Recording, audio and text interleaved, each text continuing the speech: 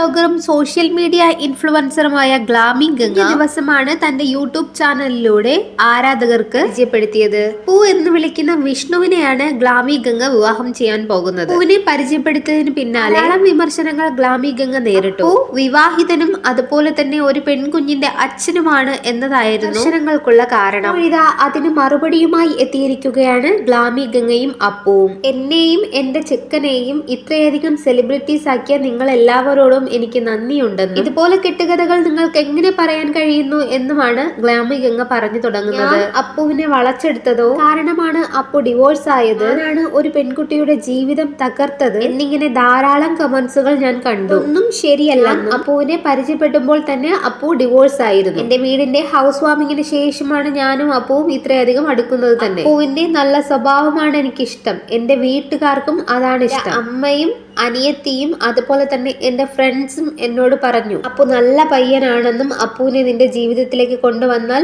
വളരെ നല്ലതാണെന്നും അമ്മയും ഉൾപ്പെടെ പറഞ്ഞു. ശേഷമാണ് ഞാൻ അപ്പുവിനോട് വിവാഹത്തെ പറ്റി സംസാരിക്കുന്നത് തന്നെ. അതിനുശേഷം നമ്മൾ രണ്ടുപേരും ഒരുപാട് നേരം സംസാരിച്ചെടുത്ത ഒരു ഡിസിഷൻ ആയിരുന്നു ഈ വിവാഹം. അപ്പു ഒരു സിമ്പിൾ ആയിട്ടുള്ള മനുഷ്യനാണ്. ഏത് ജോലിയും ചെയ്ത് ജീവിതമുള്ള ഒരാൾ. അതുപോലെ ഒരാളെയാണ് എനിക്ക് ആവശ്യവും. അപ്പുവിന്റെ ഡിവോഴ്സ് വളരെ ഹെൽത്തി ആയിട്ടുള്ള ഒരു ഡിവോഴ്സ് ആയിരുന്നു എന്നും ഇനി വളർന്ന് വലുതാകുമ്പോൾ എന്തെങ്കിലും നമ്മളുടെ അടുത്തേക്ക് വരണമെന്ന് തോന്നിയാൽ ഈ 4 കൈകൾ കൊണ്ട് അവളെ സ്വീകരിച്ച് പൊന്നുപോലെ നോക്കുമെന്നും ഗ്ലാമി ഗംഗ പറയുന്നു.